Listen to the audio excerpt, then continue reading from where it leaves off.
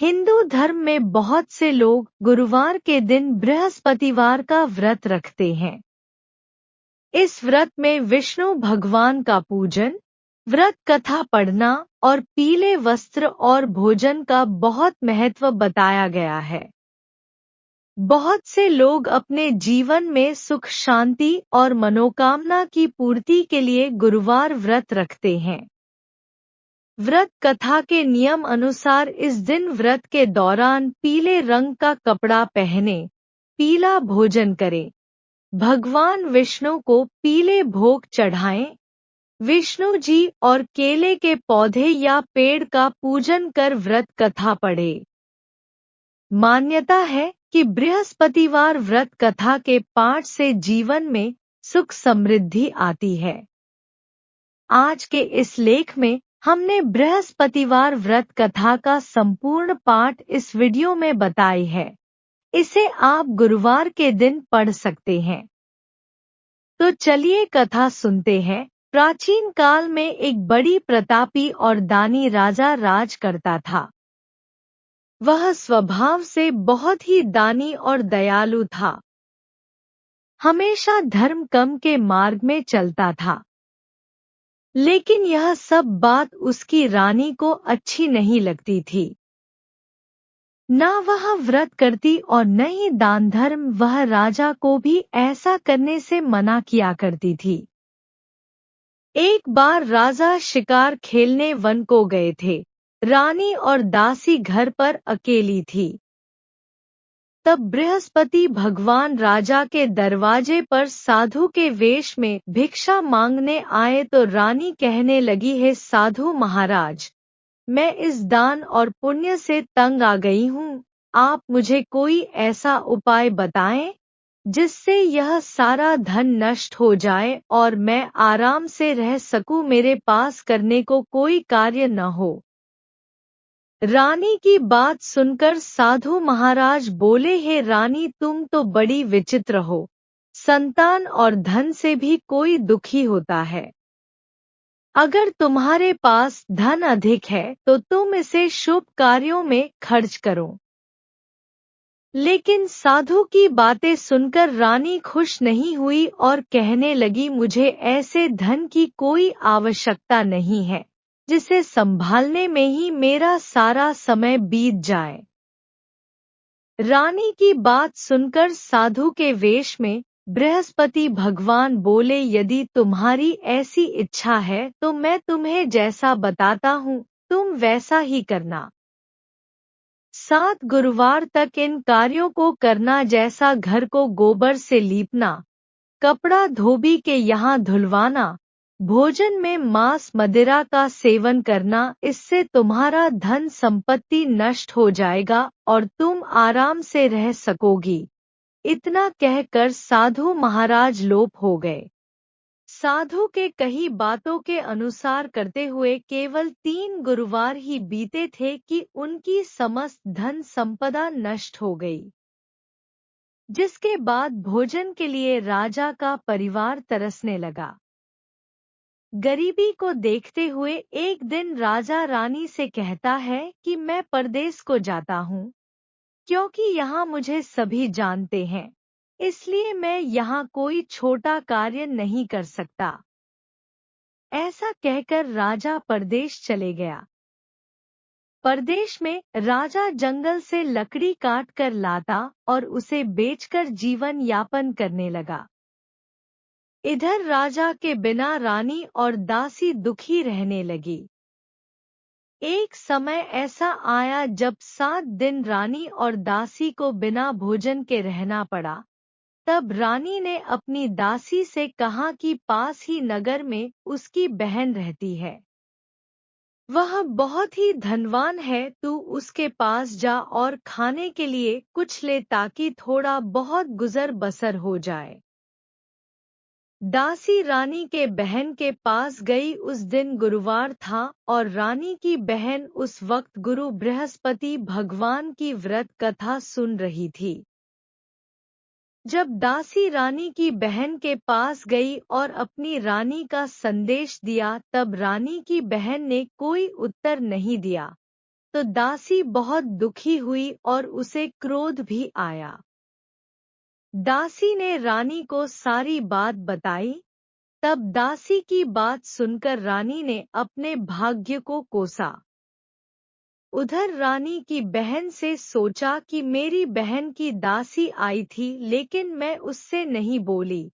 कथा सुनकर और पूजन समाप्त कर रानी की बहन अपनी बहन के घर आई और कहने लगी, मैं गुरुवार व्रत कर रही थी, जब तुम्हारी दासी गई तब मैं कथा सुन रही थी। जब तक कथा होती है तब तक न उठते हैं और नहीं बोलते हैं, इसलिए नहीं बोली। कहो दासी क्यों आई थी? तब रानी बोली, तुमसे कुछ छुपा नहीं है, हमारे घर खाने को अनाज नहीं है। ऐसे कहते कहते रानी की आंखें भर आई और उसने अपनी सभी बातें रानी को बता दी। रानी की बहन ने बोला, बृहस्पति भगवान सबकी मनोकामना पूर्ण करते हैं। देखो शायद तुम्हारे घर अनाज रखा हो। बहन की बात सुनकर रानी को विश्वास नहीं हुआ। बहन की आग्रह से रानी ने अपनी दासी को रसोई में भेजा तो उन्हें सचमुच एक अनाज से भरा घड़ा मिला। ये देख दासी को बहुत हैरानी हुई। उसने रानी को सब बता दिया और कहा कि जब हमको अनाज नहीं मिलता है तो हम व्रत करते हैं, क्यों न इनसे व्रत और कथा की विधि पूछने जाए ताकि हम भी गुरुवार व्रत कथा करें। तब रानी की अपनी बहन से बृहस्पतिवार के बारे में पूछा। रानी की बहन ने बताया कि बृहस्पतिवार के व्रत में चने की दाल और मुनक्का से केले की जड़ में पूजन करें, दीपक जलाएं और व्रत कथा सुने एवं व्रत के दौरान पीला भोजन ही करें, जिससे भगवान प्रसन्न होते हैं और मनोकामना पूर्ण करते हैं। व्रत और कथा की पूजन विधि बताकर रानी की बहन अपने घर लौट गई। एक सप्ताह बाद गुरुवार का दिन आया तो रानी और दासी ने व्रत रखा। दासी घुड़साल में जाकर व्रत का सामान लेकर आई, फिर केले की जड़ एवं विष्णु भगवान की पूजन कर कथा सुनी।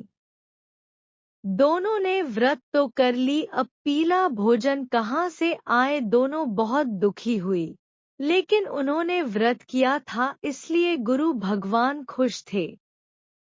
वह एक साधारण व्यक्ति के रूप में 2 थालों में सुंदर पीला भोजन लेकर आए और दासी को देकर बोले, ये भोजन तुम्हारे लिए और तुम्हारी रानी के लिए है, इसे तुम दोनों ग्रहण करना। ऐसे ही रानी और दासी गुरुवार का व्रत और पूजन करने लगी। गुरु भगवान की कृपा से उनके पास धन संपत्ति आ गई, जिसके बाद रानी फिर से पहले की तरह आलस करने लगी। तब दासी रानी से बोली, देखो तुम पहले भी इसी तरह आलस करती थी, इसलिए तुम्हें कष्ट होता था, इस कारण सभी धन नष्ट हो गया। अब जब भगवान की कृपा से धन मिला है तो तुम्हें फिर से आलस होता है। बहुत ही मुसीबतों के बाद हमने यह धन पाया है, इसलिए हमें दान करना चाहिए और आपको भूखे मनुष्यों को भोजन कराना चाहिए, प्याऊ लगवाना चाहिए, कुंवारी कन्याओं का विवाह कराना चाहिए। इससे तुम्हारा यश बढ़ेगा और पितृ प्रसन्न होंगे। दासी की बात मानकर रानी शुभ कार्य करने लगी। इससे पूरे नगर में रानी और दासी का यश बढ़ने लगा। इधर जंगल में राजा दुखी होकर पेड़ के नीचे बैठ गया और अपनी पुरानी बातों को याद करके रोने लगा। तभी गुरु भगवान साधु के रूप में लकड़हारे के पास आए और बोले कि हे लकड़हारे, तू इस सुनसान जंगल में किस चिंता में बैठे हो, मुझे बताओ। तब लकड़हारे ने दोनों हाथ जोड़कर साधु से कहा, आप सब कुछ जानते हैं, मैं आपसे क्या कहूँ, ऐसा कहते हुए राजा ने अपनी साधु को अपनी संपूर्ण दशा सुनाई। तब साधु ने उन्हें बताया कि तुम्हारी रानी ने बृहस्पति भगवान का निरादर किया था, जिसके कारण तुम्हारी याद दशा हुई है। अब तुम किसी बात की चिंता मत करो, तुम्हारे सभी दुख दूर हो जाएंगे और तुम पहले से ज्यादा धनवान हो जाओगे। जीवन में सुख प्राप्ति के लिए बृहस्पतिवार के दिन व्रत कथा करो, इससे तुम्हारे दुख दूर होंगे। इसके लिए तुम गुरुवार के दिन चने और मुनक्का से केला के पेड़ और बृहस्पति भगवान का पूजन और व्रत कथा करो, जिससे तुम्हारे दुख दूर होंगे। साधु की बात सुनकर राजा बोला, मुझे लकड़ी बेचकर इतना पैसा नहीं मिलता है जिससे भोजन के उपरांत कुछ बचा सकूं। मैंने रात्रि में अपनी रानी को दुखी देखा है। मेरे पास कोई साधन भी नहीं जिससे मैं उसकी खबर जान सकूं। लकड़हारे की बात सुनकर साधु ने कहा, तुम किसी बात की चिंता मत करो, तुम रोजाना की तरह लकड़ी लेकर जाना। तुम्हें रोज से दोगुना धन प्राप्त होगा, जिससे पूजन के अलावा भोजन भी कर लोगे। धीरे धीरे समय व्यतीत होने पर फिर गुरुवार का दिन आया।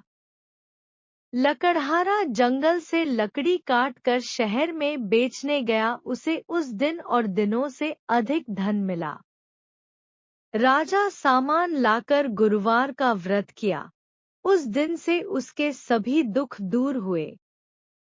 लेकिन जब अगले गुरुवार का दिन आया तो राजा व्रत करना भूल गया। इस कारण गुरु भगवान नाराज हो गए।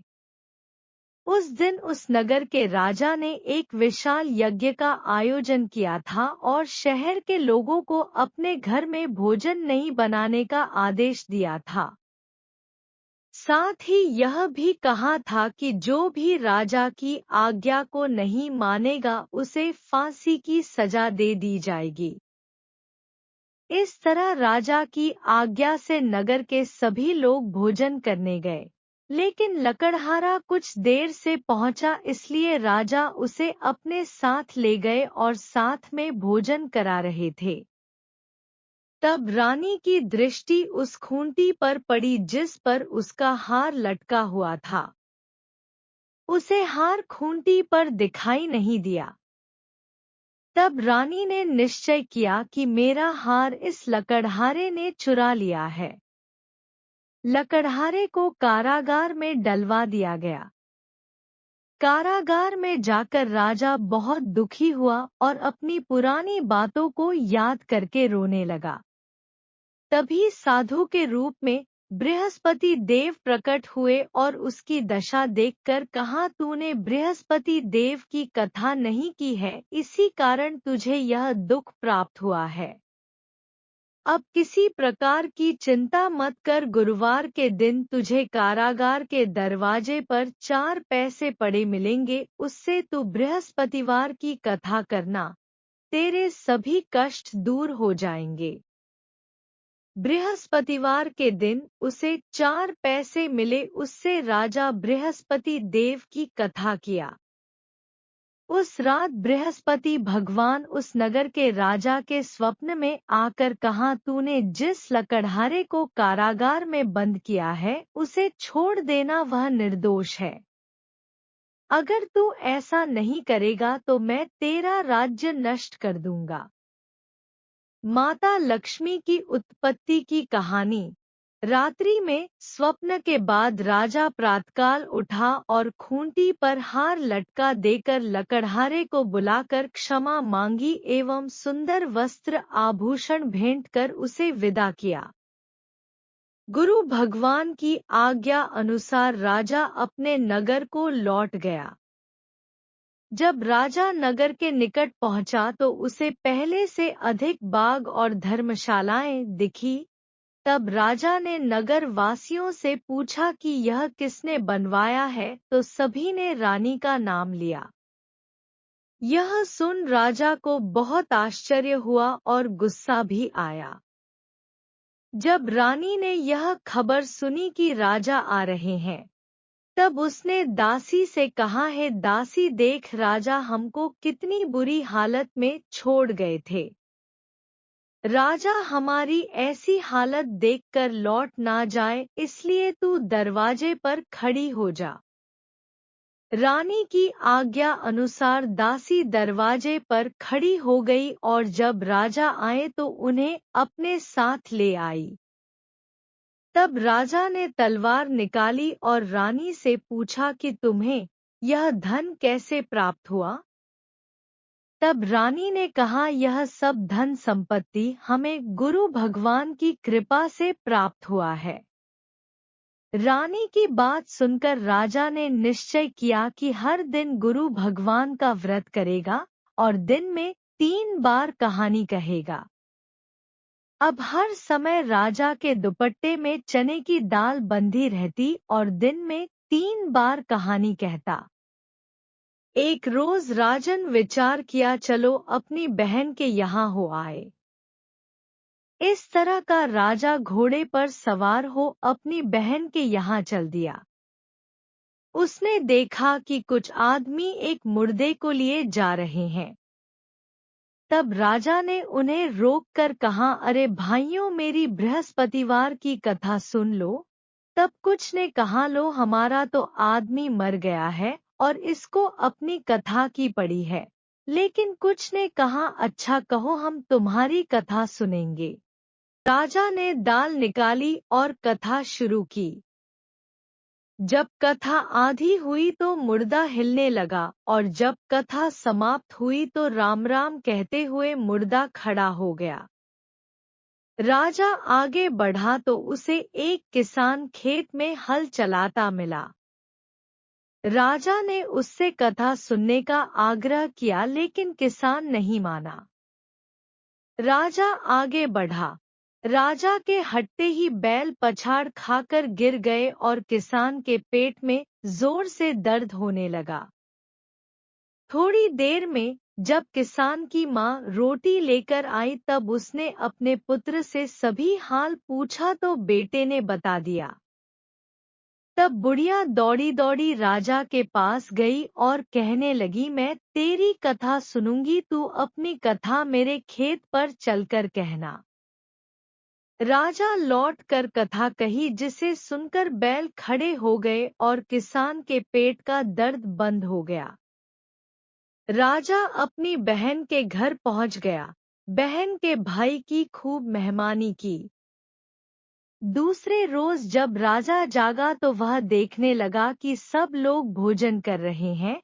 तब राजा ने अपनी बहन से पूछा, ऐसा कोई मनुष्य है जिसने भोजन नहीं किया हो? तब बहन बोली, है भैया, यह देश ऐसा ही है, पहले यहाँ के लोग भोजन करते हैं, बाद में अन्य काम करते हैं। ऐसा कहकर बहन चली गई और सबसे पूछने लगी कि कोई ऐसा है जिसने भोजन नहीं किया हो। तब वह एक कुम्हार के घर गई जिसका लड़का बीमार था। उसे मालूम हुआ कि वहां किसी ने 3 दिन से भोजन नहीं किया है।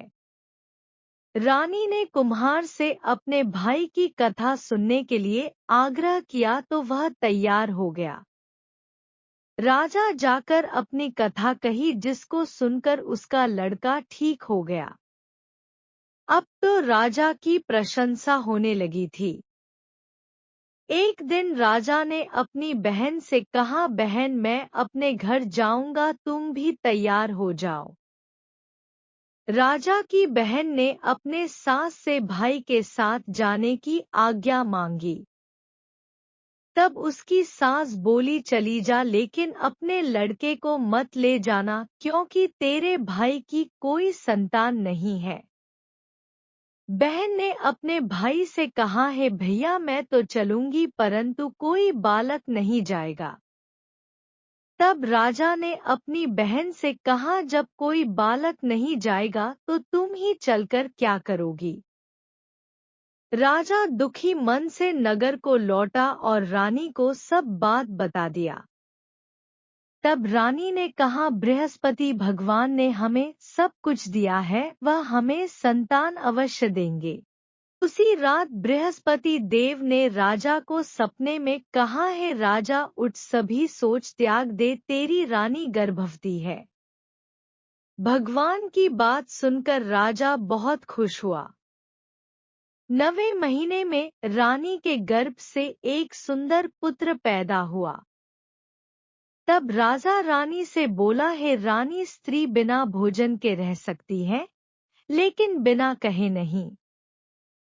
इसलिए जब मेरी बहन आए तो तुम उसे कुछ मत कहना।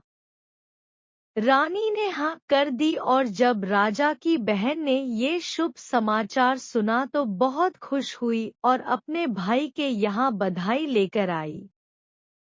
तब रानी बोली, घोड़ा चढ़कर तो नहीं आई, गधा चढ़ी आई। तब राजा की बहन बोली, भाभी अगर मैं इस प्रकार ना कहती तो तुम्हें औलाद कैसे होती। बृहस्पति भगवान ऐसे ही हैं, वो सबकी मनोकामनाएं पूर्ण करते हैं। जो सद्भावना पूर्वक बृहस्पतिवार का व्रत रखता है, कथा पढ़ता है, सुनता है एवं दूसरों को सुनाता है, गुरु भगवान आपकी सभी मनोकामनाएं पूर्ण करते हैं। कथा सुनने के बाद प्रसाद लेकर ही जाना चाहिए, नहीं तो भगवान का निरादर होता है। उम्मीद है बृहस्पति देव की ये व्रत कथा आपको पसंद आई होगी। अगर आपको यह कथा पसंद आई है तो इसे लाइक और शेयर जरूर करें। ऐसे ही व्रत कथा सुनने के लिए जुड़े रहें।